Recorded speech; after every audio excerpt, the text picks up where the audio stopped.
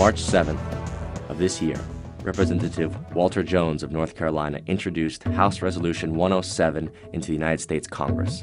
The resolution states, whereas the cornerstone of the Republic is honoring Congress's exclusive power to declare war under Article 1, Section 8, Clause 11 of the Constitution, now therefore be it resolved by the House of Representatives, the Senate concurring, that it is the sense of Congress that, except in response to an actual or imminent attack against the territory of the United States, the use of offensive military force by a president without prior and clear authorization of an act of Congress violates Congress's exclusive power to declare war under Article 1, Section 8, Clause 11 of the Constitution.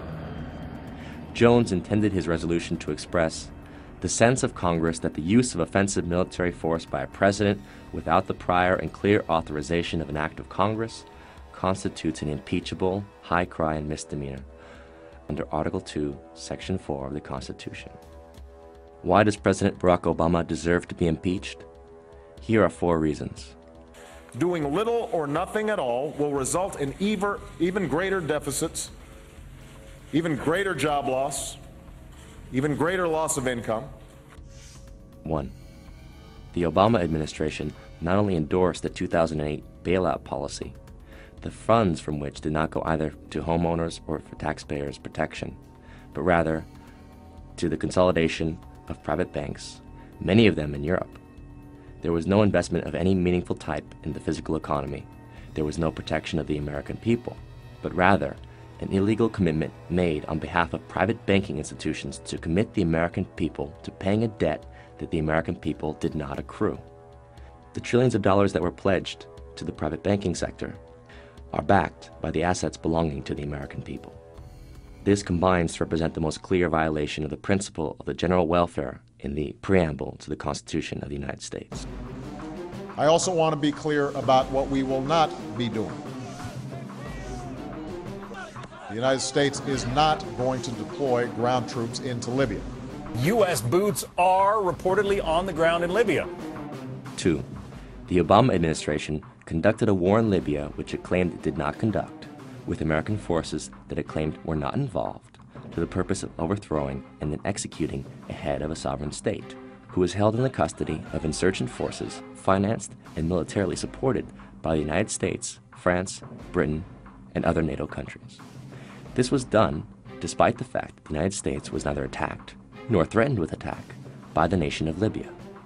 Only the Congress, not the President, has the authority under the Constitution to declare war, but the Obama administration believes that it has that authority. Do you think that you can act without Congress and initiate a no-fly zone in Syria without congressional approval? The administration recently asserted that its actions are above the laws of the United States in an exchange between Obama Secretary of Defense Leon Panetta and Senator Jeff Sessions of Alabama. Our goal would be to seek international permission, and we would come to the Congress and inform you and determine how best to approach this, whether or not we would want to get permission from the Congress. I think those are issues we would have to discuss as we decide what to do here. What I heard you say is we're going to seek international approval, and then we'll come and tell the Congress what we might do. The Obama administration, thus, does not believe that the Congress has the exclusive power to declare war, and accordingly, the President should be impeached. Let me welcome Prime Minister Cameron to the United States of New York. Obviously, there is an extraordinarily special relationship. 3.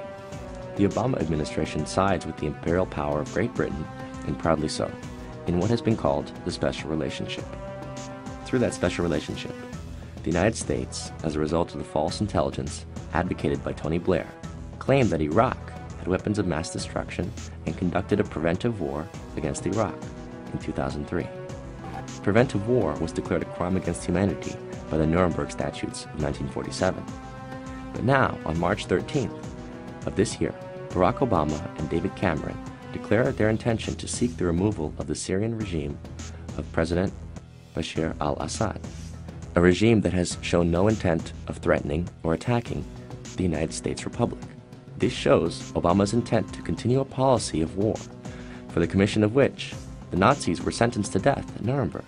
If President Obama intends to finance, arm, or in any way militarily support the rebel factions against the president of Syria, he has a constitutional requirement to approach the Congress for a declaration of war. 4.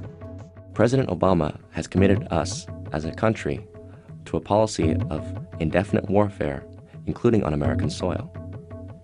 On December 31st, 2011, Barack Obama signed into law the 2012 National Defense Authorization Act, which includes provisions that state that Congress affirms that the authority of the President to use all necessary and appropriate force pursuant to the authorization for use of military force includes the authority for the armed forces of the United States to detain covered persons pending disposition under the law of war.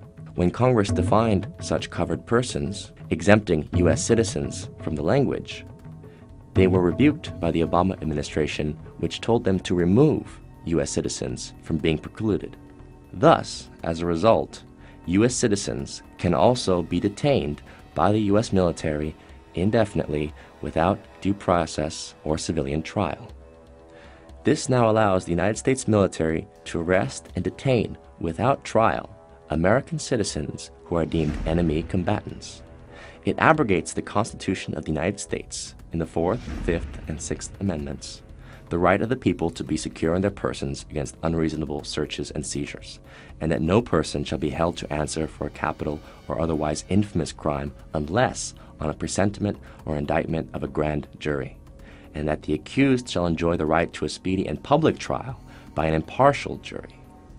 All of these rights have been abandoned by the United States under President Barack Obama. Further, the President asks the country to believe him when he says that he will not use his power of the executive towards the arrest of U.S. citizens pursuant to the NDAA of 2012. However, the executive branch has already ordered the execution of an American citizen in November of 2011.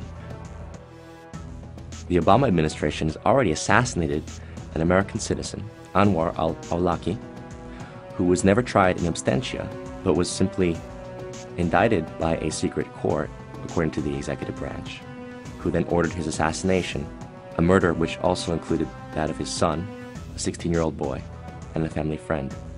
Considering the president's willingness to assassinate American citizens, are we really ready to entrust him with the power to indefinitely detain U.S. citizens in the course of so-called combat? After all, our Constitution promises the trial of all crimes, except in cases of impeachment, shall be by jury, and such trial shall be held in the state where the said crimes shall have been committed. Now is the time. If we choose to surrender our republic to the machinations of dictatorship for fear of external threats, terrorism, and other amorphous enemies, then we do not deserve the republic which was given to us by our forefathers and promised to us based on the pledge that it is a republic of the people, by the people, and for the people. Consequently, as a republic belonging to us, we are not accountable to the President and the Congress. They are accountable to us. And should the President presume dictatorial powers, regardless of the state of war that he may claim we are now in, he must respond to our demands to protect American citizens from unauthorized illegal detention by the military and to annul this National Defense Authorization Act of 2012. And if he does not do so, then he deserves to be impeached immediately. But if we say nothing today, where will we be tomorrow?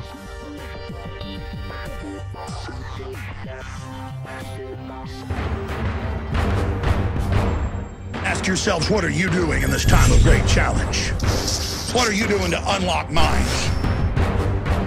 Go to Infowars.com and PrisonPlanet.tv for the latest headlines and cutting-edge information.